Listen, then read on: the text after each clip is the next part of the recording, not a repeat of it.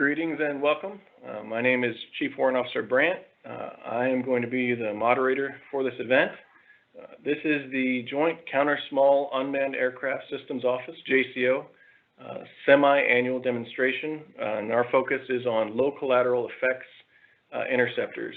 And this is, we've sent out a request for information on sam.gov, and this is all leading to an event coming up in April.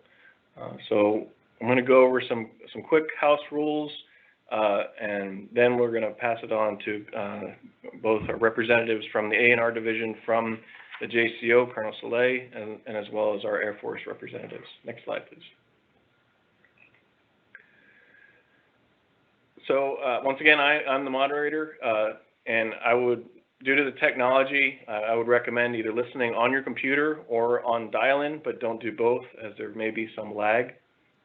Any hot mics, or if you will be removed from this engagement, just because we got a lot of people listening in, and we want to make sure that everybody gets an opportunity to hear the entire event. At the conclusion of the event, we're going to have a Q&A section, and so we ask that you provide your questions in that forum, and we'll direct your questions to the appropriate personnel to answer them. So address them in written text only, and keep your mics muted. And if we need to, we'll ask you a further question and we'll call you out directly. So if you need to add your name to that, that'd be fine. Additional appropriate questions will be addressed and answered at that address that you see there.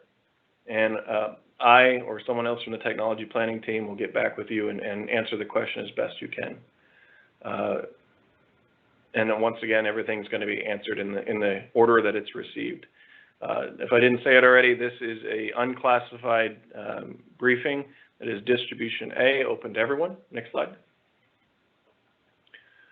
Classification, as I said, and the purpose is that we're going to open this up as broadly as possible to allow as many different participants to show your innovation and show what you have to get out to this event.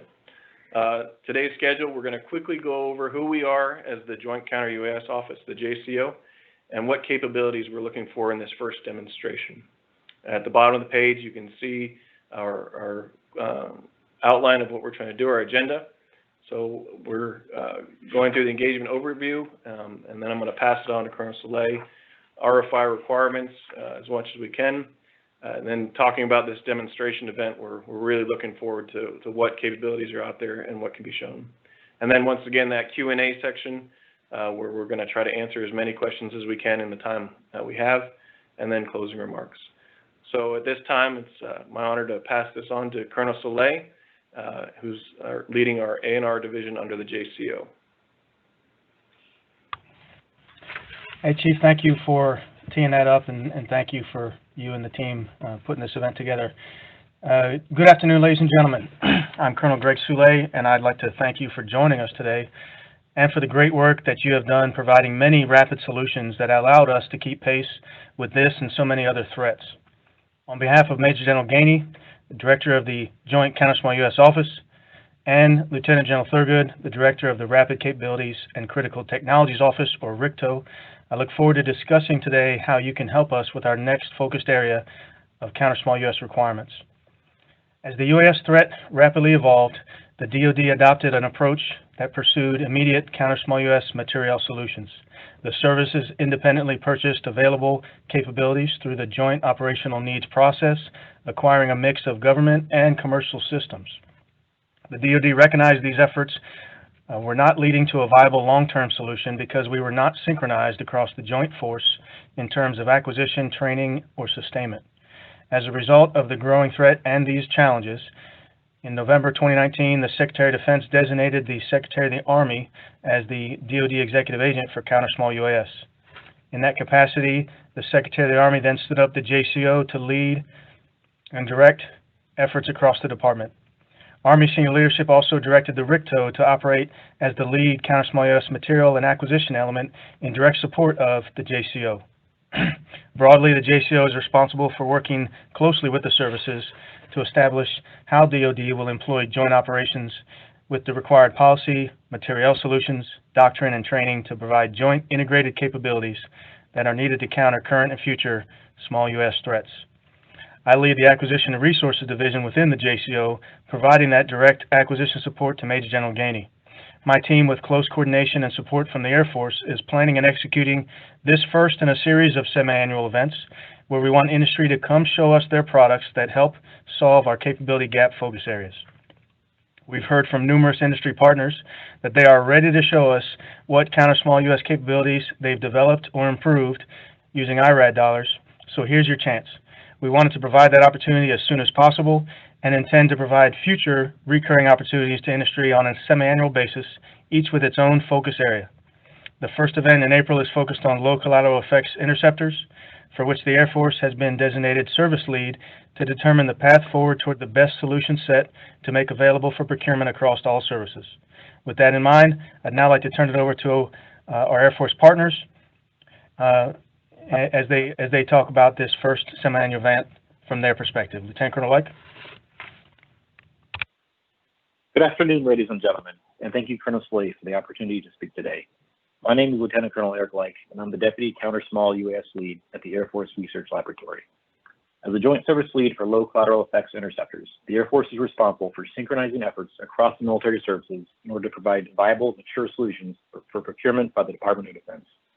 So while the JCO is leading the execution of this demonstration event in April, the Air Force will be engaged throughout the planning, execution, and evaluation to ensure that the best capabilities can be identified and delivered to the joint warfighter. Our goal is to identify industry partners not already part of DoD-funded efforts and provide near-term opportunities for inclusion in ongoing integration and demonstration efforts. We'll be comparing the results that come out of this demonstration with ongoing solutions already under government contracts. While you may not have been awarded one of these prior government contracts for this capability area, this is your opportunity to demonstrate your system's capabilities. If your system performs well at this demonstration event in April and fills one of our joint capability gaps, it will be considered for inclusion in additional integration and demonstration efforts later this year and next year. They'll be used for procurement decisions in accordance with services operational requirements. I'd like to close by again thanking you for joining us today and for your ongoing contributions you've made to countering the UAS threat. We look forward to working with you and with your teams.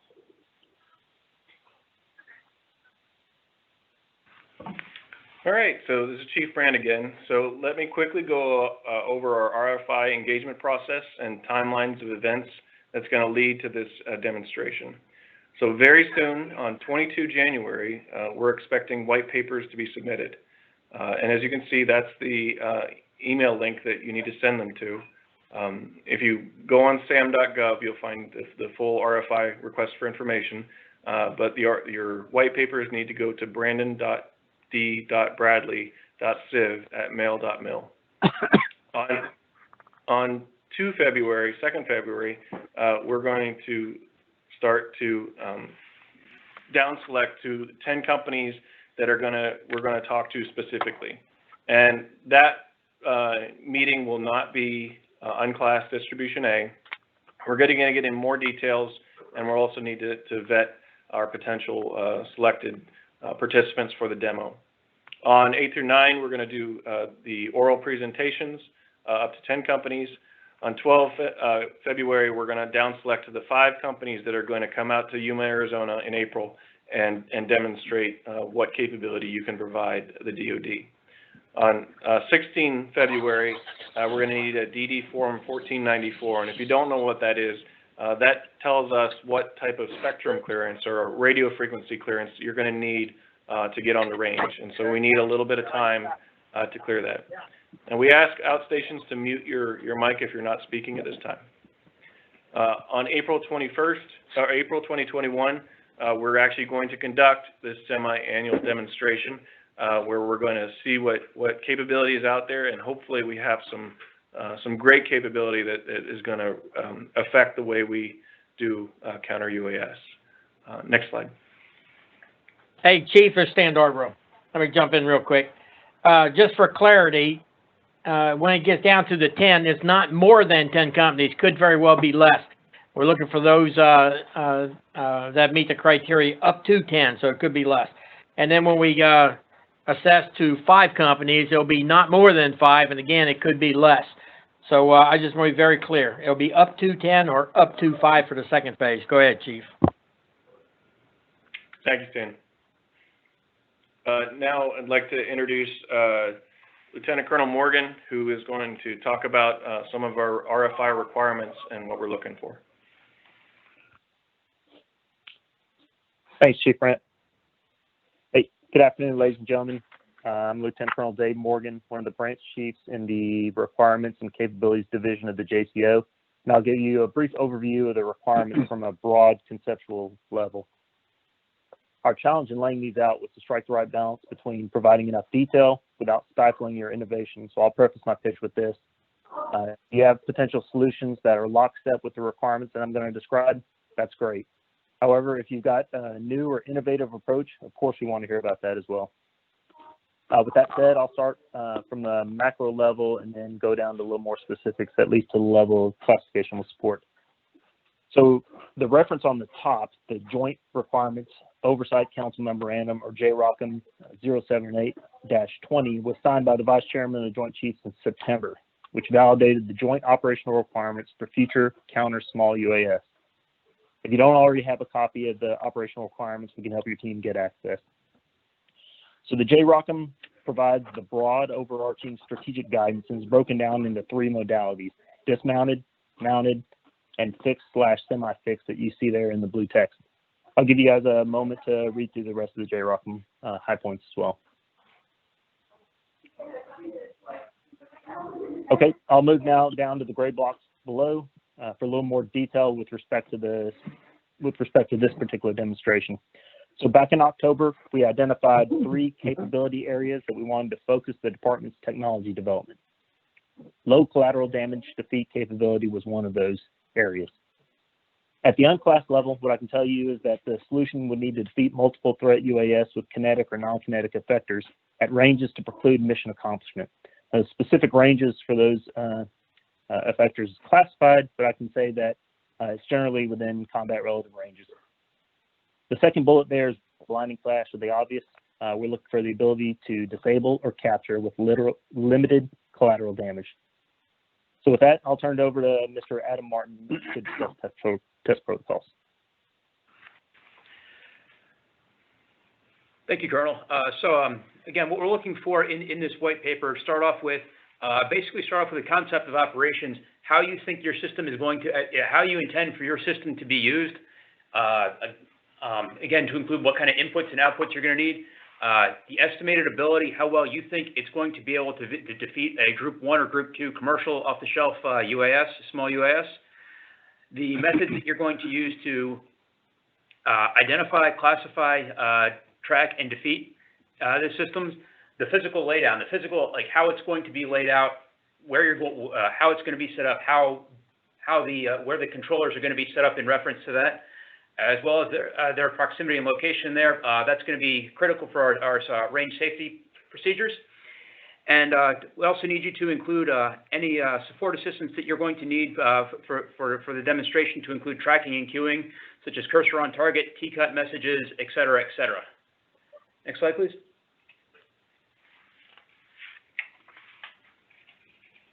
So for the demonstration requirement, for the participation requirements, you're going to basically need to bring your system as much as you have we haven't told you we're supplying. So if you need a certain radar or something like that, you're probably going to need to bring that along.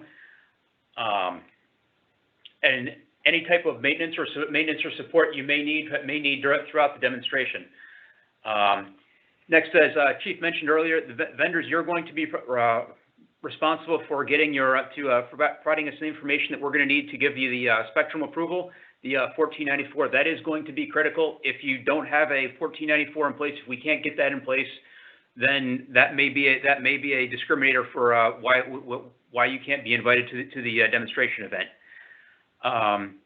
Vendors, you're going to be required to demonstrate against government selected threat profiles and defend a designated area. Basically, how each scenario is going to work is we're going to have you set up to defend a certain area and give you an avenue of approach that we're going to have these threat representative systems come in and tell you a little bit more about how they're going to come in. That's going to be detailed once we have a little bit more specifics on your system. But and then you're going to be defend that area against these oncoming attacks. and that'll be your score. Additionally, we're going to have again, safety discussions about your system, how it's going to work, how close operators are going to be allowed to be. That's going to be a call of the specific range that we're going to be at. They have a hazardous area working group that's going to need to review and approve your systems. And finally on this slide, your system is going to be expected to be ready to perform at its scheduled time. Due to the concise nature of this, we're not going to have time to allow you to fix a broken system. If something happens and you say you can set it up in 5 minutes before the demonstration and you get there and it's not ready, then we're just going to move on. I apologize for that, but that's how. We're very limited on the range availability we have, so that's kind of a hard stop there. So next slide.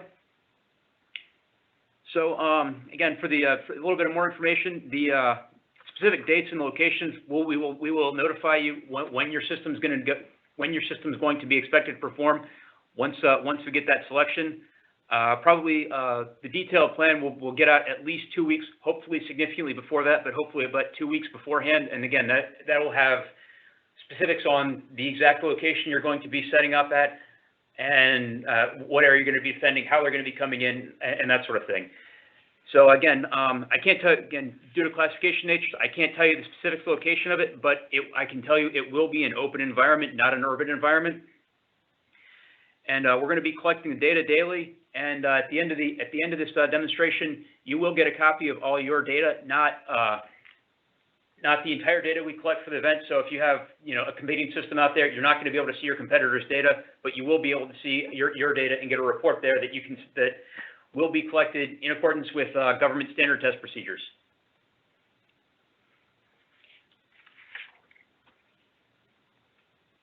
So Chief, if you want to. Sure, next slide.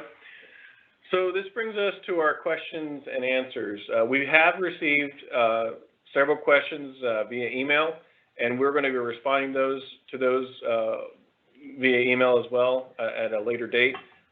We only, I think, have 2 questions in the live Q&A section right now. So if you have any additional questions, we'll begin answering those. The first question was, will these slides be posted? And we are recording this entire event, and so we will be publishing or allowing people to view the event at a later date. So that's the answer to that question. I think Charlie's already answered that one. And then we have a second question regarding whether the entire solution will be evaluated in all aspects of the kill chain versus just the actual interceptor. And Adam, do you want to take a strike at that? So yes, we will evaluate the entire kill chain. However, if your system is only doing one portion of that, then that will be where the area will be focused on for your assessment and your individual data. Okay. Mike Rogers asked, will this briefing be available to those who signed up anonymously? Yes, we'll publish that. If you have our email address, that's the usarmy.counter-UAS.industry-open-house. If you request it there, we'll be happy to reply to that and send you what we need. Next question was from Jason. If a target is shot down, is the falling target vehicle considered collateral damage causing? That's a great question. Adam, you want to address that? It will be noted specifically when we say low collateral damage, I generally infer that to be not in terms of other areas. Again, it's going to we'll have to monitor this as far as range safety goes on the test. But again, if you're trying to think of it this way, if you're trying to defend in an urban environment or an environment where you have a lot of friendly forces operating, that may be something to be considered. But again, if you can mitigate it, do so, but understand if you can't. Right. All right. Next question is from Anonymous. Will multiple vendors be at the test site at the same time, or will each vendor have have dedicated days? We are going to have to take a look at that as it comes out, and vendors will be separated to the greatest extent possible, but there's a chance that you will be able to see another system operate or some other vendors may be able to see your system operate. All right, next question was from Anonymous. What is the planned government sensors provided for queuing?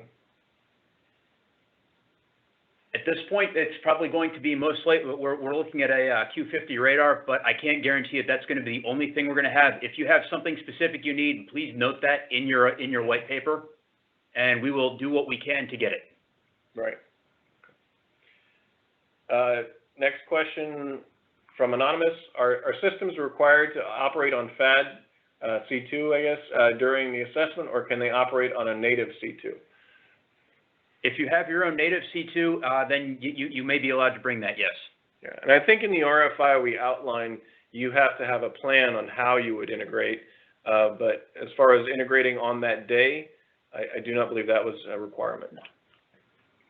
Next question. To clarify from the Air Force perspective, for follow-on events, we're open to a variety and range of C2 systems that we could integrate with. So I think right now, from our perspective, most interested in what new technology and capabilities are out there that we're not yet aware of. All right. Next question from Jason. How long in days is the demonstration event, and how long should companies plan to be on site? Right now, we are looking at a Monday through Friday event. It's going to be long days in there. Again, time to get out the range and do the event. We will try to allow you time ahead of time to set up if that is possible. I can't guarantee that at this point, but if you're, I would say no more than 2 weeks would be the absolute worst case scenario, but no less than a week. Okay. Next question is from Anonymous. Will we be able to kill a target, drop the UAV to the ground?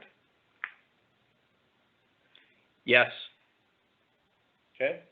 Next question is from Anonymous. What are the evaluation scoring criteria for the demo event? Probability of kill, turnaround time, etc. We're going to be recording pretty much all of that. Each single scenario will not be just one target coming in. It will be multiple targets coming in, not necessarily in a swarm formation, but again, you'll be given more than one target to defeat, and how well you can respond to that second, third, and fourth target will also be assessed. And just to add to that, we're going to share more information as much as we can as we develop further relationships with the down select companies. So we'll get into that in further detail if your capability shows promise and as we proceed. Next question from Kurt. If the technology has already been demonstrated to the U.S. military, is there a reason to submit? Yes, if you are not currently a program of record, then yes, we welcome your submission. Okay. This question's from Casper Percy. Are RFI responses limited to unclass only? The Phase 1 white paper paragraph references classified information. The submission paragraph says unclassified only. Thanks. So I can try to take a stab at this. Once again, as we go a little further, our intent is to address technology areas of interest, and then as we develop a relationship further and we are able to vet the companies that are coming in, we want to get after the gaps which are classified, and specifically those gaps in capabilities that we really value as the JCO. So the first RFIs are unclassified, but as we go further in this relationship, if you have a capability, we have already reached out to several companies that are able to A, receive the JROCM, which is a classified document, and then B, we want to receive your technology that is of interest. Next question is from Anonymous. Is the solution restricted to soft kill only? No. All right. Next question is from Chad Lemon. Is the counter-UAS system envisioned to be fixed or mounted or mobile platform? For this demonstration, we're mainly focusing on fixed site installation. If you have a mobile solution, though, we would definitely be interested in that. Yeah, I think the Air Force is from the Joint Service Lead. I'm sorry, go for it. Go ahead, sir. You're going to say what I think you're going to say. Oh, yeah, from the Joint Service Lead, as we were planning our roadmaps, we are interested in all possible solutions. So if it's something that you think can be of benefit to the warfighter, we would love to hear about it. We already know the things that we know about and the things that we have on contract, but we want to hear from all of you that we don't have on contract yet, that we haven't worked with before, or that we aren't currently working with. So please, if you have anything that you think would be useful to the warfighter, please let us know about it. All right, next question is from Jason. Are you planning to share the threat profiles for the demonstration? Yes, those will be disclosed when we have our final test plans. Okay. Aaron, this question's from Aaron. Are the target drones commercial makes and models, example quad, fixed wings, or will there be government drones in the scenarios as well? We're mostly looking at commercial off-the-shelf UASs. This is from Dr. Arthur Lobo. Will labeled IQ recordings be made of a small UAS uplinks and downlinks for Navy and other services, labs, AI, ML algorithms in development?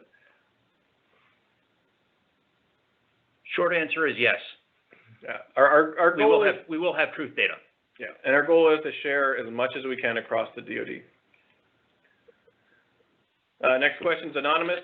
How long is the test going to be? How much time ahead can the system be deployed? Again, answered most of this earlier. Again, we've budgeted for a 1 week evolution. We'll have a week of setup time ahead of that. Again, it's going to be dependent on how long you need to set up your system in advance. All right, next question is from Jason.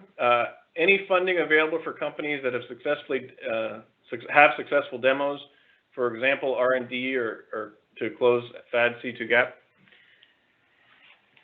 For the purpose of this demonstration, no. However, I would say that for follow-on efforts, so the Air Force is in the planning stages for follow-on integration and testing and fly-off capabilities for both government-funded efforts and potentially for any efforts that would come out as a result of this. So while no explicit dollar amounts or funding contract as a result of this one, we are looking at the performance of capabilities here for potential inclusion in those efforts later this year and for next year. Yeah, and this is Charlie Logan with the tech planning team. Also, it is expected for future demonstrations that we are looking for C2 integration for future demonstrations. So for this first demonstration, it may not be required, but of course we're looking for any integrations that you may have. But for all future demonstrations, we will be looking for integration. Okay, next question is from Anonymous. Is the JCO defining defeat as solutions that render the small UAS inoperable?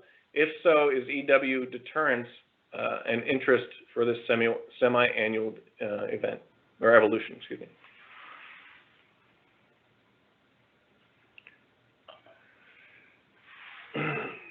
So I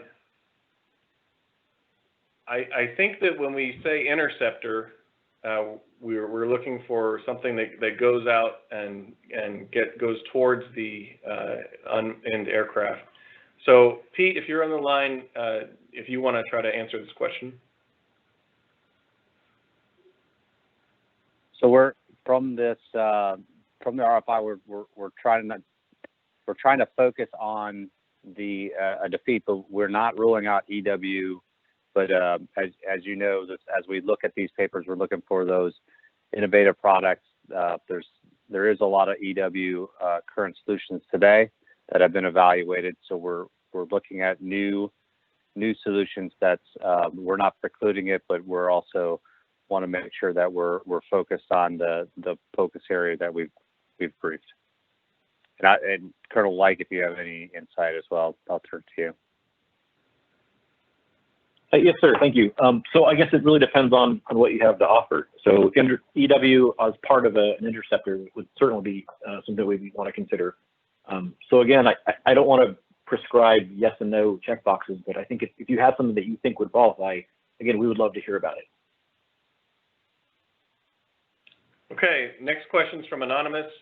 Is this in conjunction with, or does the JCO have oversight of the AFRL Counter-UAS IDIQ recently published in the BAA? Are these separate efforts? Does this inform that effort?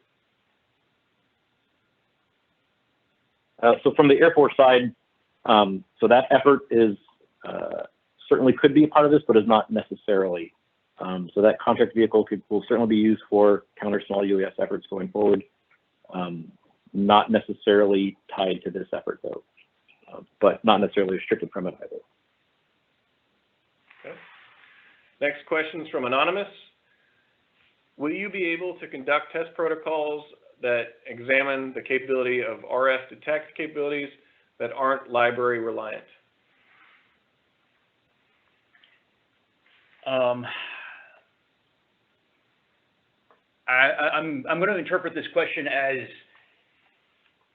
you have a RF detect system that is something we haven't seen before. So in that case, yes, I would say that is acceptable.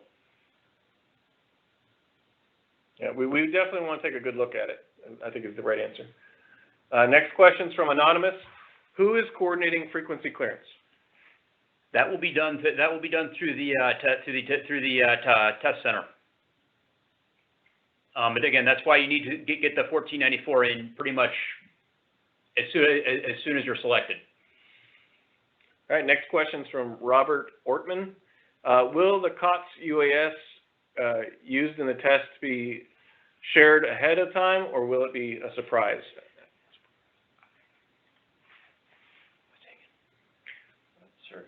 Yeah, you will know what we're going to be sending at you ahead of time. Yes. Okay. Next question's from Anonymous. Is there classified portion of the requirements, RF requirements desired, etc.? And yes is the short answer. And as I said in the briefing, we have worked with, or we are working with several companies right now to receive the JROCM that outlines what we're looking for, and we will share as much as we can that's appropriate with the organizations that have that need to know to get after our desires. Charlie, you want to add to that? Yeah, if there are others, several have requested the JROCM, the requirements document.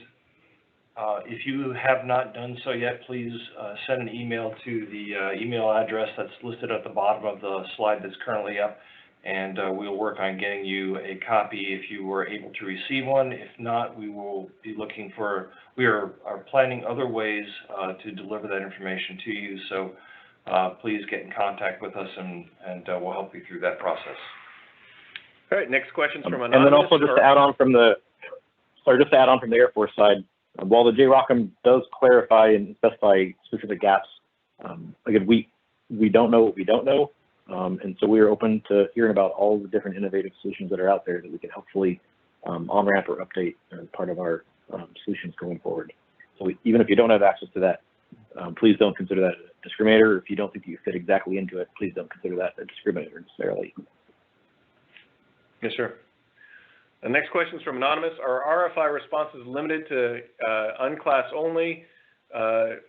And once again, I think, and we've already answered this, but for this first white paper, we're going to go unclass.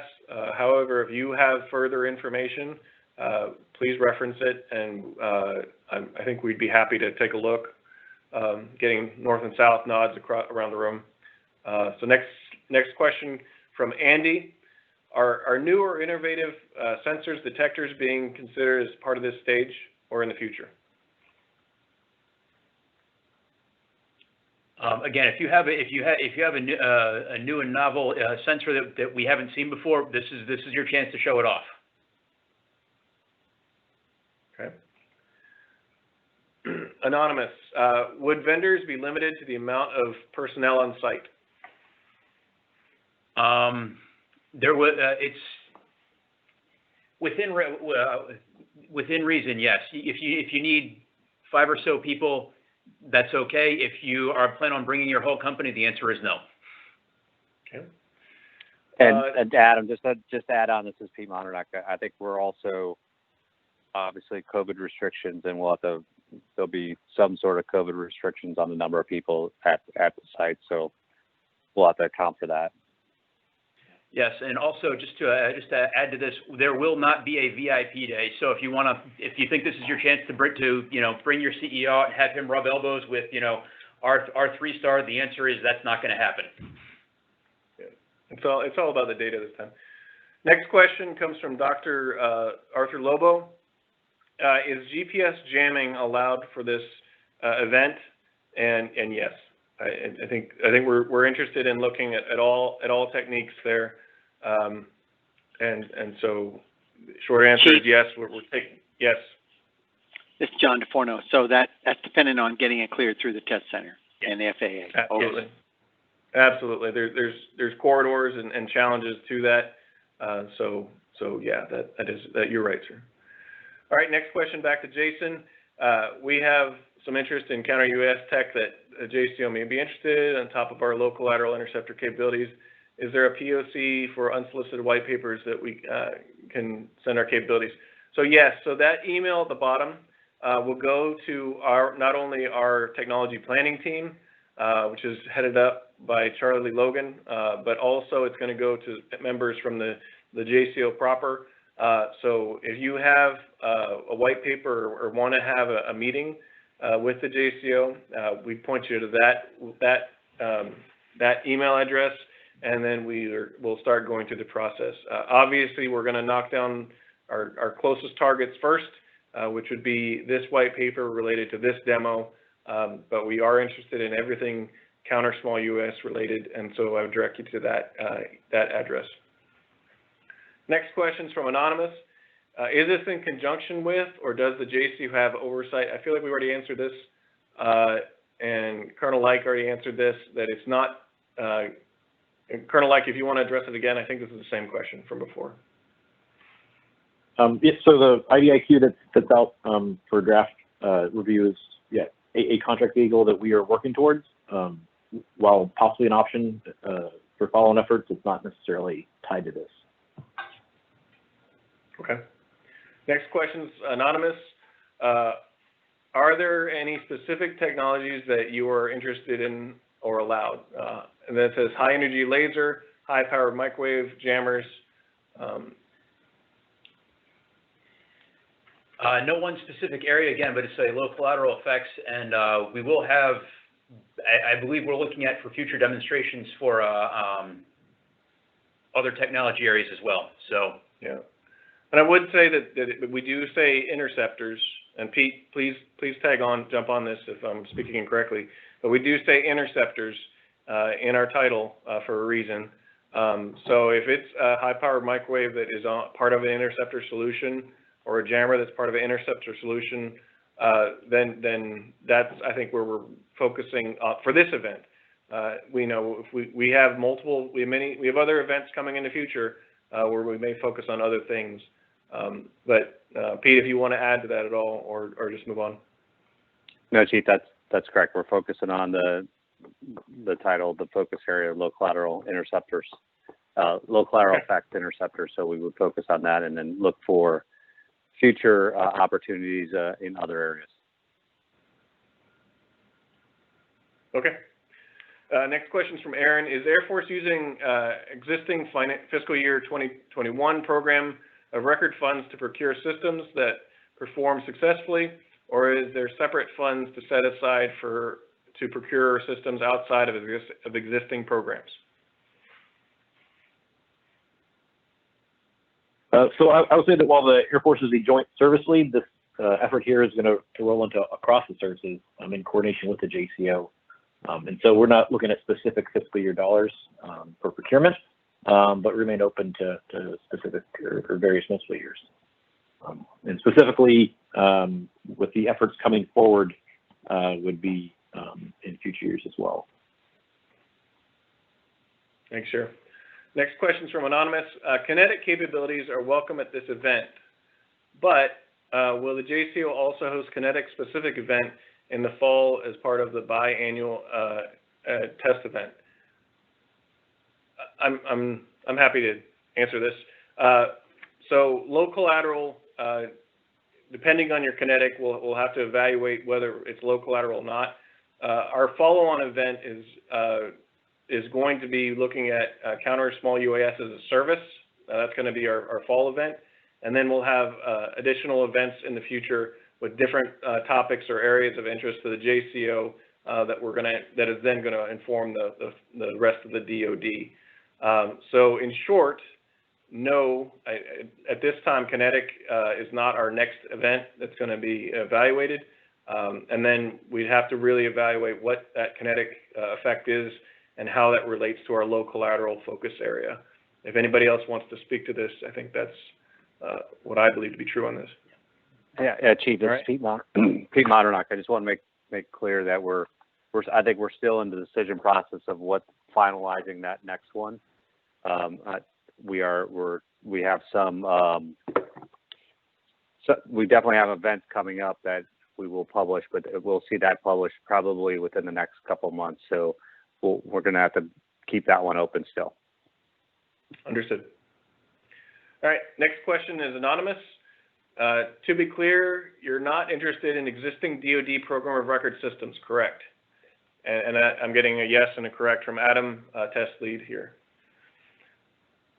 Next question is from Eduardo Torres. Would vendors be limited to the amount of personnel on site? We've already answered this. Within reason, that would be fine. So 5 to 7, unless you're planning on bringing your entire company and staff, I think we're okay. But just once again, just put that in your white paper, how many you'd like to bring, and then we'll be happy to respond to that. Yeah, and the test plan, this is Charlie Logan, the test plan, I understand will be reviewed several weeks before the event, and you'll have a better understanding of what we can accommodate at that time. Yeah.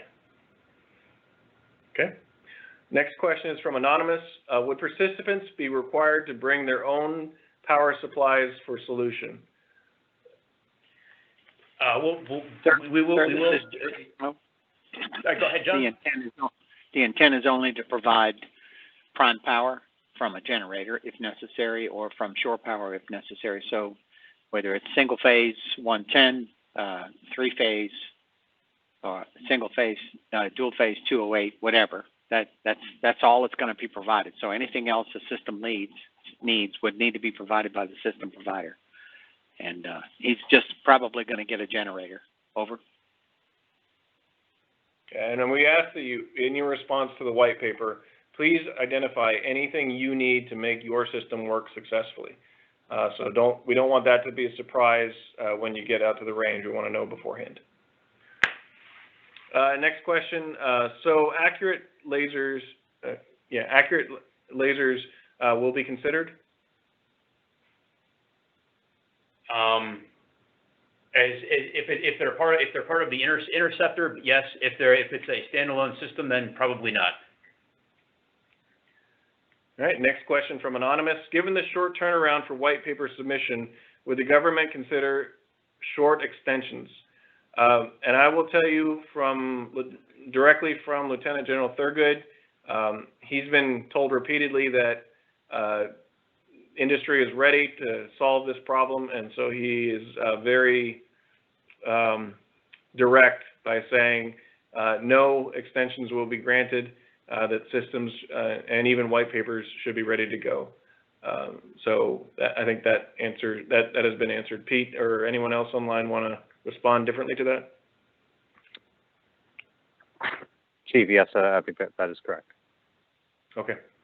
Next would be Chad Lemond. Can you provide any info on future JCO demo events? I think I stepped a little far saying our future tentative plans.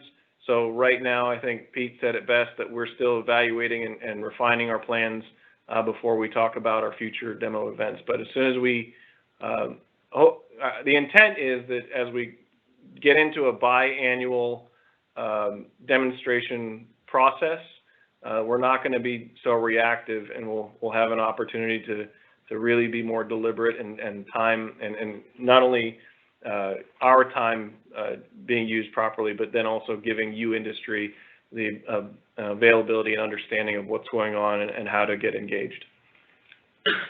Next question from Anonymous. Would assets from the RCCTO TDU's assessment be considered?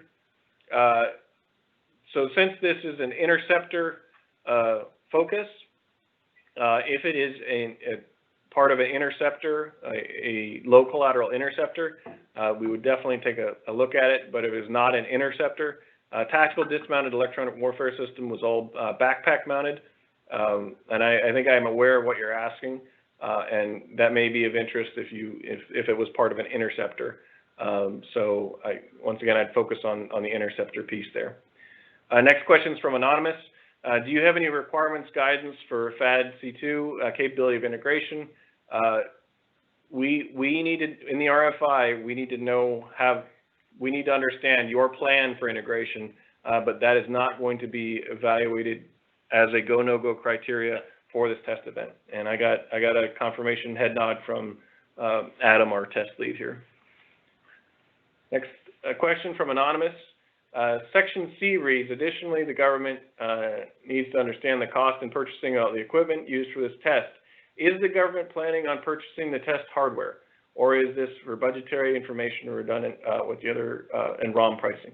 So short answer, we are not purchasing test equipment for this demonstration, but as part of our evaluation process to understand what it would mean to purchase this as a solution, as a joint DoD solution, we need to understand the cost. If anybody else wants to add to that, short answer, no, we're not paying for it for the test, but yes, we want to understand it for future procurement purposes. Nothing heard? Next question.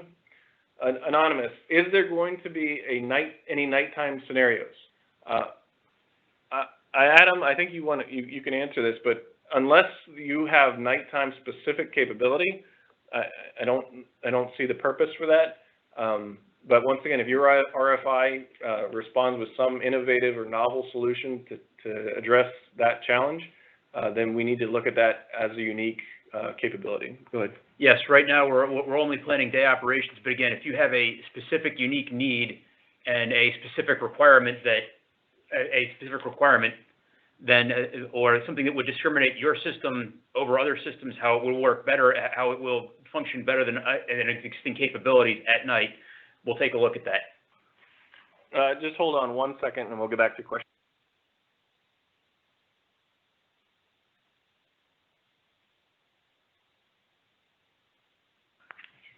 All right, so Alan Kraft, is it possible to demonstrate integration with FAD-C2? I think we've already answered that, that it is part of the plan, but not a discriminator on the event. Anonymous, are you taking solutions from industry or including government solutions from government-funded labs or other government organizations? Right now, we're mainly focused on industry solutions. Pete, I think if you've got a little more information on that one. No, this focuses on industry solutions. We, if there's government laboratories that are executing things, we would, of course, want to know about that, but it's focused on industry. Okay. From Anonymous, how many sorties are expected for each company? At this point, I don't have that information available. All right, next question from Alan Kraft. Will truth pods be used for demonstration targets, or will their own sensors be used? Right now, we're looking at different range instrumentation to gather truth data. There is a possibility we will be using truth pods, yes. Will vendors be limited to the amount of personnel on the site? We've already answered this. Next question, this is from Anonymous. Will tests be daylight only or nighttime? We've already answered this. Next question, sorry, I will answer it real quickly. So unless your RFI specifically outlines capability for nighttime capabilities, we're planning on daytime operations only. Next question is from Anonymous. When is the next event planned? after April 2021? Right now, we're looking at a September event for the next one. Okay. Next question is anonymous. Could the sorry, if I could jump in from the, sorry, if I could just clarify from the Air Force for a second. So there's biannual events for the JCO demonstrations. However, there are future follow-on interceptor-specific integration and testing events being planned by the Air Force for later this year and for next year. Dates not yet released, though. That's thank you, sir. That's a much more complete and better answer. Next question is from anonymous. Does or could the term interceptor refer to an airborne interceptor, i.e. blue small UAS, that targets, locates, and survives an interception with red counter UAS? And I'm getting north and south head nods around the room. Unless anybody else has any other comments on that, the answer would be yes. Next question from Jason. Can you share more information about what JCO is looking for in regards to total cost of ownership, referring into section E? Short answer, it's Jason, I think it's going to be a comparative analysis of A, the capability you provide, and B, the cost to the government. So if you provide an amazing capability that blows everybody else out the water, then obviously it's more valuable. So we just have to look at that as a comprehensive, complete understanding of what you cost and what you provide.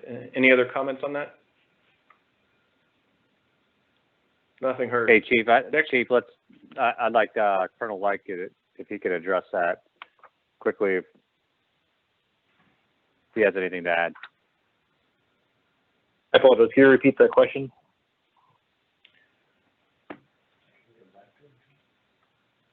Colonel Like, it was doing with total ownership cost. What did we focus in on that, or what information may be required? I'm paraphrasing. So yeah, so I know it might be a little bit early for some of you, but I guess as much information as you have on it, and I think we can take your answer in context with what you're able to provide.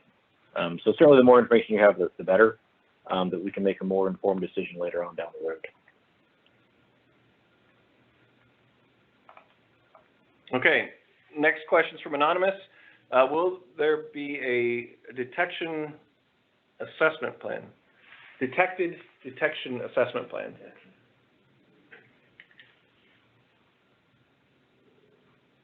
The answer is we're going to basically, again, look at the end-to-end system, the system based on what you say your system can do. So if you say your system can go detect everything, and it can detect systems coming in from wherever, again, you'll have your avenue of approach, and we'll take a look at that. Okay, next question is from anonymous.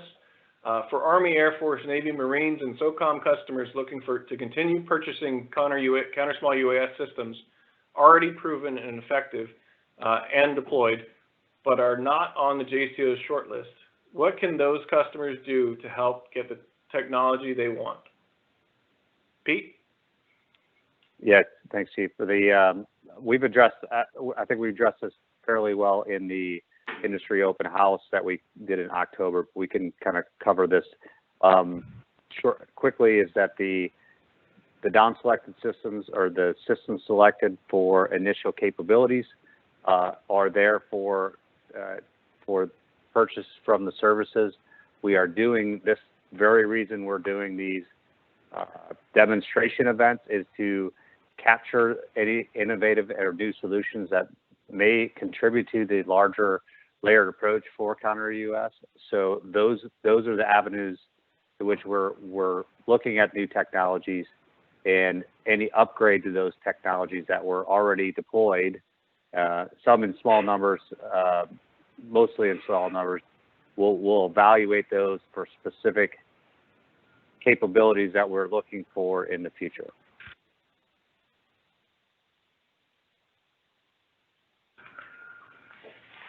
All right, next question is from Dr. Lobo. Is airborne GPS allowed? And if so, is giant modeling planned and be done by U.S. Stratcom approval? I don't think we really want to get into the minutia.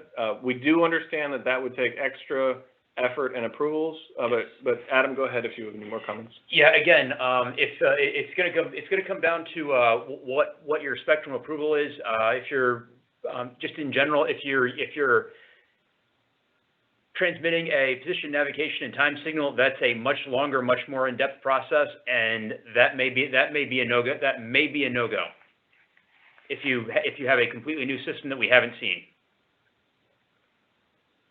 All right, next question is by Dr. Lobo again. What percentage of sorties are radio controlled, and what percentage are GPS autonomous missions, and what is the basis for partitioning, example, CENTCOM, observations, etc.? Right now, I believe most of the sorties we're going to be looking at are going to be looking at radio controlled. Just again, what we have available, but that may change. Next question's from Anonymous.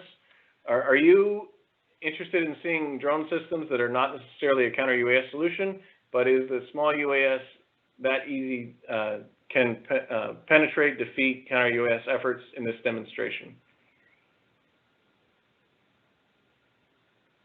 So I think we're focusing on the counter small UAS solutions and not small threat birds at this time, if that's what I understand the question. If anybody else wants to try to answer that question, I think we're focused just on the counter small UAS solution for low collateral interceptors, not the target systems as much. Nothing heard? Next question is from Anonymous. Will the JCO publish the focus areas for follow-on test events to allow industry to plan for future events? I think I already answered this, but if anybody else wants to get on this, we are working diligently to develop a better process to allow not only you as industry, but also ourselves the opportunity to really deliberately plan ahead and get the correct timeline for solutions, the best solutions to get out there. So in short, we're working on it, and as we get, we're a new organization, and as we get repetitions under our belt, we plan on having procedures in place that is going to benefit you. Next question is from John. Is portable RF jammers what projects low collateral damage? Is low portable RF jammers that project low collateral damage welcome to submit white papers? I think once again, interceptors was the key to what we were talking about. So if it's not a low collateral interceptor, I don't think that we are interested at this time. Please, any officials that are working on this, feel free to jump in at any time, and if you want to clarify. Next question is anonymous. Have the test centers been identified for future events?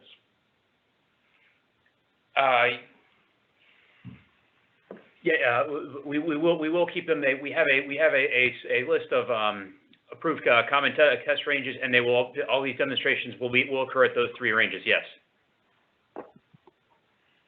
Okay. Next question from anonymous. Have the test centers been identified? That's already said the same thing. Next question is from anonymous. To be clear, also air vehicle interceptor only, not ground-based lasers or ground-based high-powered microwave.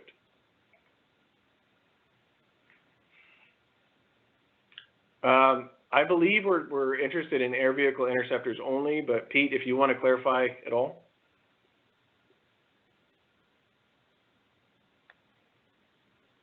Nothing heard? No, Chief, I think that's correct. We're looking for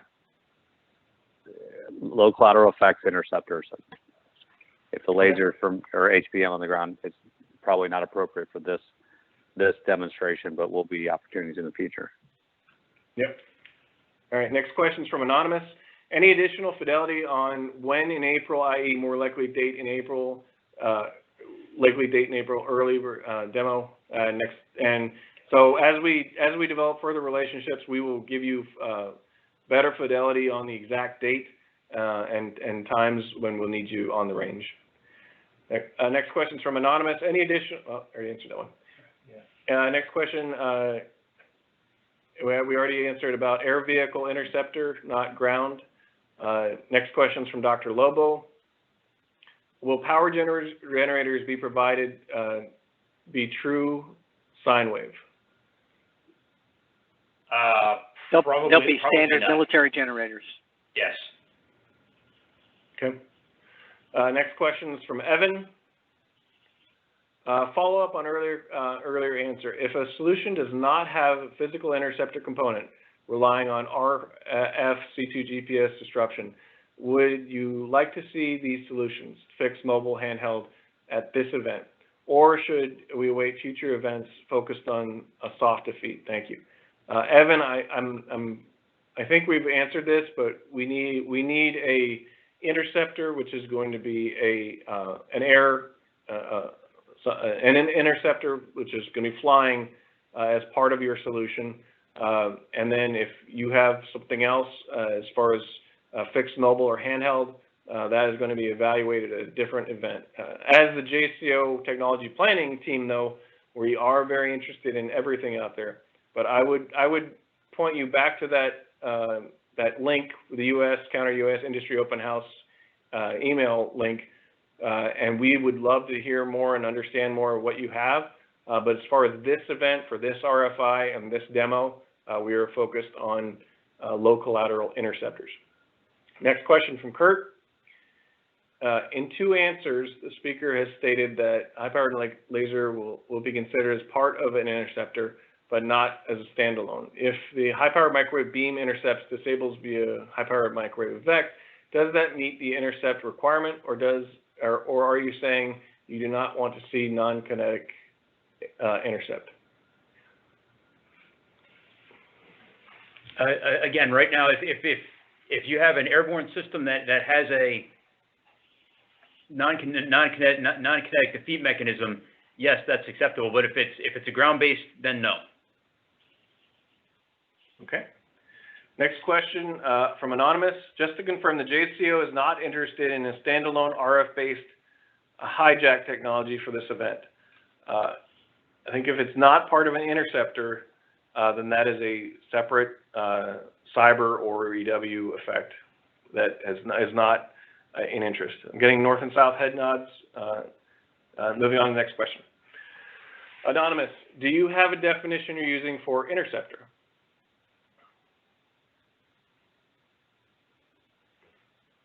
At this stage, nothing. At this stage, no, we don't have it. But again, it's probably going to need to be some type of airborne vehicle.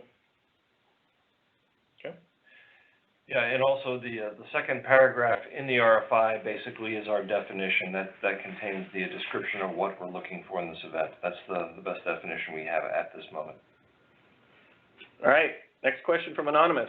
If systems are not on the JCO shortlist, is there a way to get them on the list with successful live threat reports or competitive comparisons to approved systems? I think we've answered this, but Pete, you want to try to rephrase the answer? Well, specifically, we'll with other forums, not just the demonstrations. Obviously, we're going to reach out to ongoing activities within the department for Counter US. We are looking at all ways to engage industry. So this is one of our main ones. Others will be through the service leads for specific capabilities we're looking for. So these reports, those things are welcomed, but we're trying to focus this event obviously on what we've been talking about with the low collateral effects. Over. Okay, thanks, Pete. Next question is from Anonymous. Will JCO publish a template for the oral briefing in advance since the duration between white paper and orals is so short? I think the only requirement we have right now is 25 minutes. So we just want you to tell us what makes your product the answer. So I don't think we're going to have a strict template. It's just going to be a quick pitch for you to have the opportunity to say, hey, and we actually took the word pitch out, even though that's pretty much what it is, of why your system is interesting or should be interesting as a DoD solution for low collateral interceptors. Next question.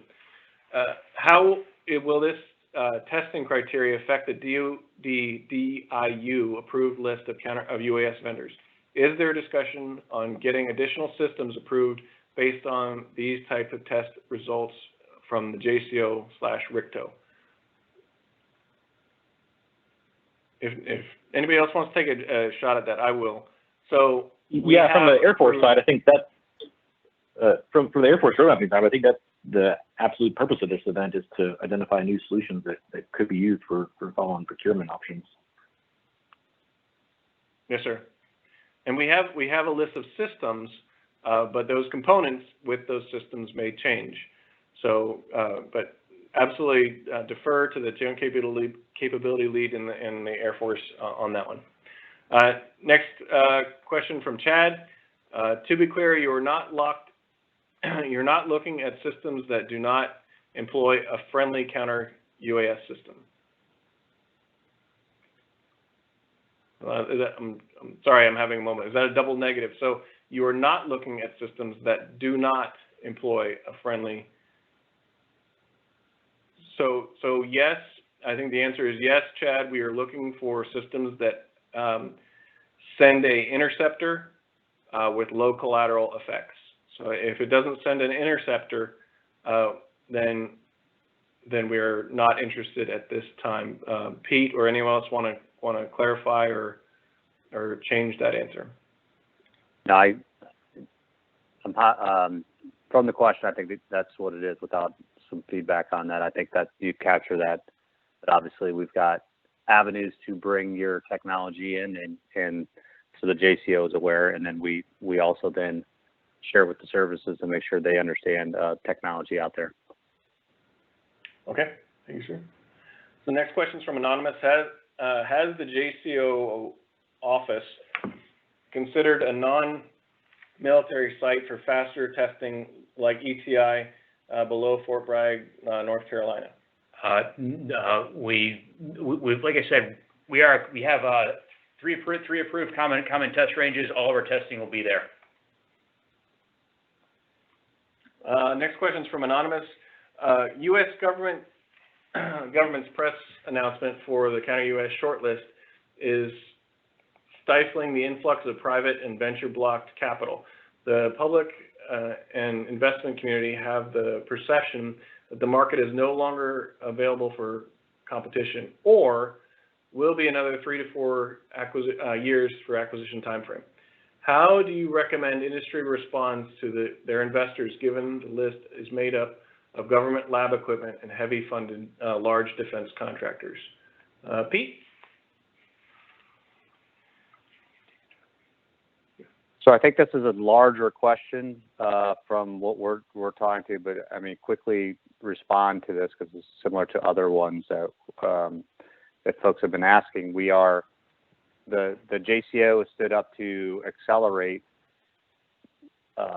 new capabilities into the market, and we have been doing that in cooperation and with concert with the services. So my answer to this would be that the department is responding beyond the former joint urgent needs, and I think the department will be able to move these things faster, and I think the 3 to 4 year acquisition time frame will be much shorter than that, and more to come on future industry engagements where we can share other results from within the department that we can that probably can't do at this level, unclassified level. Thanks. Okay, next question, Anonymous. When will the report's results of this exercise be complete and available to participants? That's going to be dependent on how fast we can get them out of the test range. We're looking at the initial quick look report within about 2 weeks outside of the event. As far as the final report goes, and again, we'll pass on a sanitized data list as soon as we can. But as far as a final report goes, that might be a few months after that. All right, next question is Anonymous. Are there any flight time or flight time fuel or power related requirements for this demo?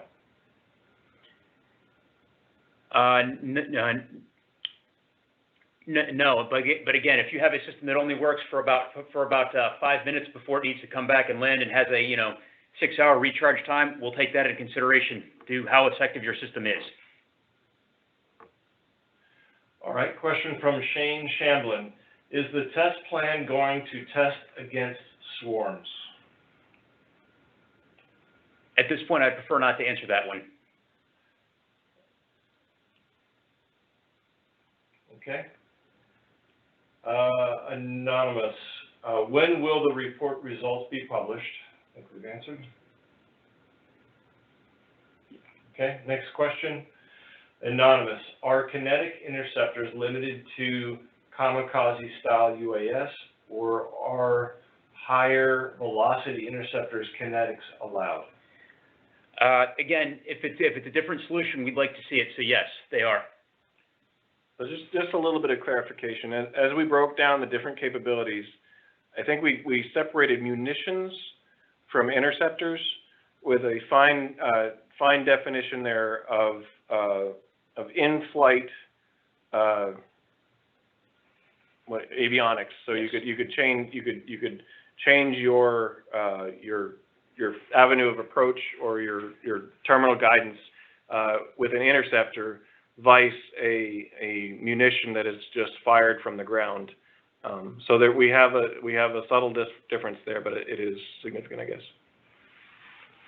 Yeah, to clarify, I don't think it needs to be a kamikaze style platform. They can intercept in various ways as long as there's an airborne platform that intercepts a target and then engages with any sort of phenomenology that's appropriate. Okay, and of course we're looking for innovative approaches. From Anonymous, will inclement weather such as rain or other precipitation at the test site delay testing until the weather subsides, or will testing continue? Well, spending some quality time at Yuma, and probably John could speak to this as well. I think it rains like 3/4 of an inch a year, so unlikely that we'll have a lot of rain, but it's possible.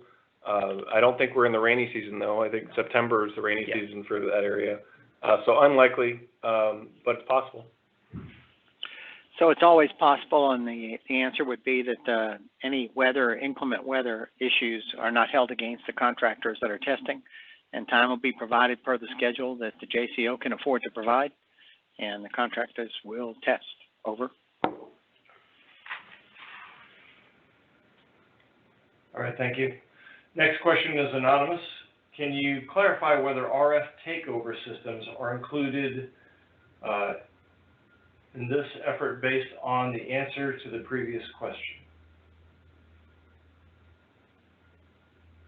I think we've answered this. As long as it meets our criteria of low collateral and interceptor, we will take a hard look at it. If this is a ground-based RF takeover, then that may be part of a separate evaluation. Okay, next question, anonymous. When will the report results be published? We discussed that one. Okay. Anonymous, is there a distinction between low collateral interceptors and HPM interceptor? If so, what is the difference in definition? But I will go out on a limb here and say that a high power microwave interceptor would be very interesting to look at during this event if we can get approvals in time. Yes. So that's the big caveat, is if we can get those approvals in time, that would be part of this, and I don't think there would be that might be tough. Yeah. Yeah. Now, if you have a ground-based high-power microwave effect or effector, then that is not part of this event. If you have a interceptor that is going to go up and go near or around the threat or target UAV and then set off a high-power microwave burst, that would be interesting and also a bit of a challenge in our timeline. But please submit that white paper and let's see if we can make it happen. Hey, Chief John DeForno, I'd like to just make a little distinction that if you have a high-power microwave interceptor that is already under contract with the government, it is probably not for this event. This is looking for new, not currently under contract efforts. Over. Yes. Right. Okay, next question from Jason. Can we bring our own targets for practice or to supplement the official testing? No. That require a lot more approval than we have time to get. You're going to have approved safety of flight for the target aircraft as well as the people flying it, and so that's a significant challenge. Okay, we're down to the last question posted. Anonymous, this seems like a very unique mission requirement, having an air-launched effector for counter-UAS. Can you please explain JCO's position for not investigating, assessing, detection, tracking, and identification solutions? Hey, this is Pete. I can take that. So we're as we look at industry solutions, what we want to do is for efficiencies and for the funding required, we have to focus the demonstrations, focus the money and the resources required to do these things. We'd have to focus on one area, and so you're correct. This is a focus area, and it was intentional. What we want to do in the future, and we'll address this at future industry engagements, is we'll open that up to other focus areas.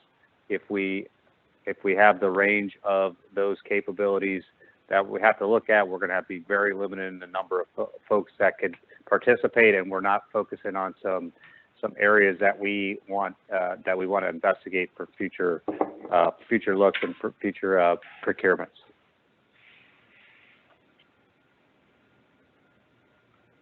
Okay, next question, anonymous.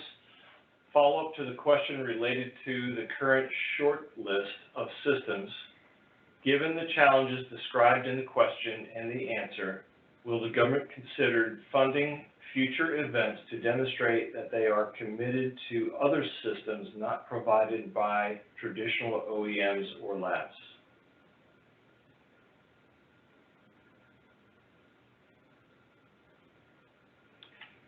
So this is Pete. So if I understand the question, so there's a series of questions that are getting at what are we doing beyond the reduction in counter-UAS deployed systems moving forward. Are we funding future events? And the answer is yes. We're funding future demonstrations, as we talked about semi-annually. And as far as commitment to who provides those, we are obviously interested in the solutions that most fit our needs. So we can't necessarily in this forum say we're focusing on non-traditional or labs, but we know that as a government we're interested in those, and that's a thing we will look at in the future. But the answer is yes, we're funding future events to do the demonstrations.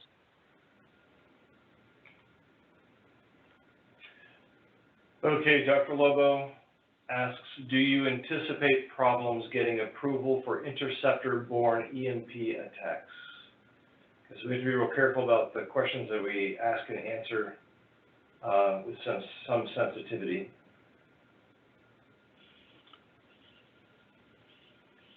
So we'll work the 1494 process as necessary, and we'll work towards success, but there's no guarantee.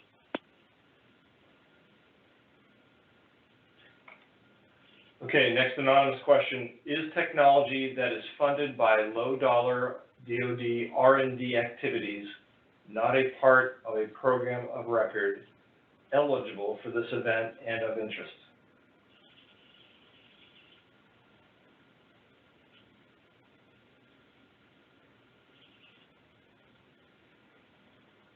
So I think Pete already answered this, that we are focused primarily on industry, non-traditional vendors out there as far as this event.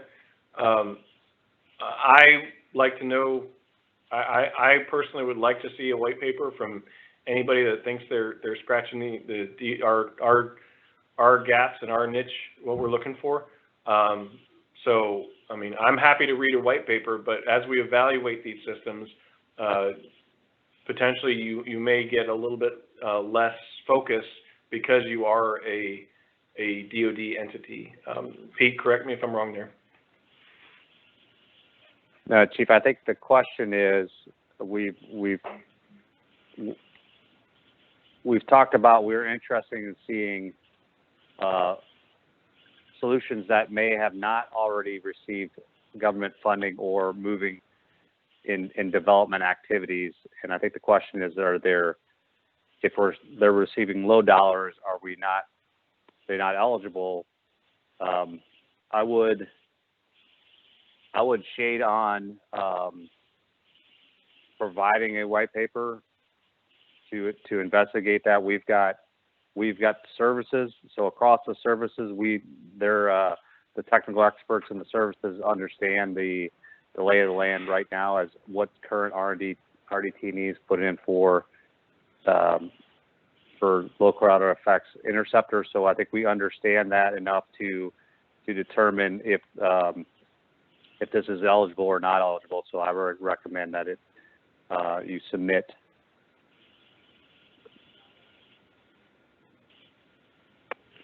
Pete, this is Juliano from the Air Force. I'd like to just add into that. I think if we're talking about low dollars, we're referring to some of our SBIR candidates. There are some SBIRs we've been supporting, and if someone online is a SBIR recipient at some point, I would still encourage them to submit, because that may be what they're referring to. They certainly should pursue this opportunity. Yeah, great point, Juliano. Okay, thank you. Next anonymous question. John D. just said that the government is not pursuing systems already under contract with the government. If a system is receiving government R&D funding but is not a program of record, does the JCO want to see it as part of this demonstration? Or will they rely upon insights from the R&D funding organizations? Yeah, I believe it's tied very closely to the question that was just asked and answered, excuse me. So when in doubt, submit the RFI, and then we will sit down and evaluate the white papers with, you know, the Air Force looking over our shoulder and making sure we're working as one joint team. Which is with all the other services as well, but as the service lead, the Air Force. Okay, anonymous. To be clear, this event is for an airborne platform with a defeat capability on board or payload. Yes.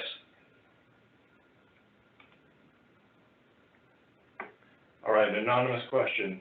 Is an airborne interceptor an actual official requirement for the Counter Small Unmanned Aircraft Systems effort, or just a modality to meet one or more of those requirements? If not, won't focusing on the modality interceptor open the process to contract protests?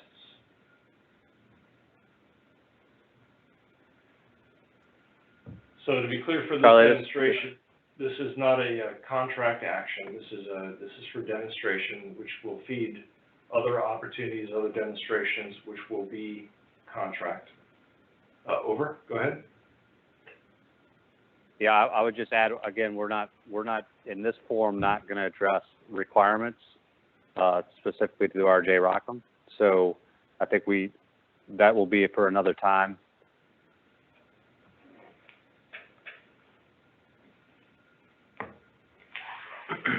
All right. Any other comments? That was a longer question. Okay, we don't see any more questions right now. I have 13:54.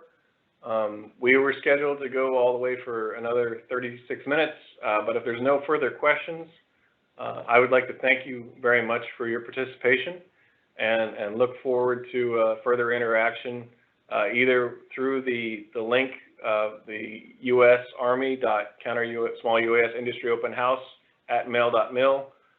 Or an RFI response specifically for this demo at brandon.d.bradley.civ@mail.mil. Both are on your screen.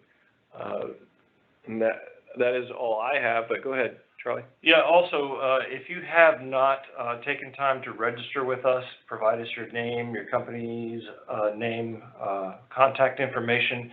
If you have not done that since the open house, if you would please also provide that information if you're joining us today for the first time, or if you have not provided that information prior, if you would please also send that to the same email address at the bottom of the slide. We would appreciate that. And that will allow us to announce further opportunities and engagements as well as RFI announcements that are going out there. Colonel Soule, were you, I don't know if you concluded your meeting with General Gainey. Are you back on for closing comments? I am, Chief. Thanks. And of course, again, thanks everybody for joining us. We look forward to seeing your white papers, to take a look at it and evaluate them with the joint team, and to look for future capability solutions. Thank you for the team, both my team within the JCO, the Air Force, of course, and others that help put this event on. It takes a lot of work behind the scenes, and so I appreciate it, and I think everybody else on the call, I'm sure, does as well. Future events will follow roughly the same process, where we'll start out with communicating to industry the details behind what our next focus area is. We'll do that probably in the same format of an RFI, and then do one of these same engagements to make sure that we present it to you verbally, not just written, and then give you a chance to ask those questions. But certainly as we go through the rest of the planning and prep and execution of this April event, we'll take any pertinent lessons learned and apply them to our next process as we move forward and continue to execute these semi-annual. So thanks, and appreciate your time. Back to you, Chief. Yeah, that's all I have. Any other closing comments around the room? Nothing, and thank you very much, and look forward. Go ahead. Air Force. Any Air Force, any further comments, any closing comments from your team? I just want to thank all the participants again today for taking the time to meet and talk with us. Definitely look forward to everything that you have to offer and to show to us, and looking forward to all your innovative solutions. Thank you. Absolutely, and once again, thanks again from this team. Chief Brent, out.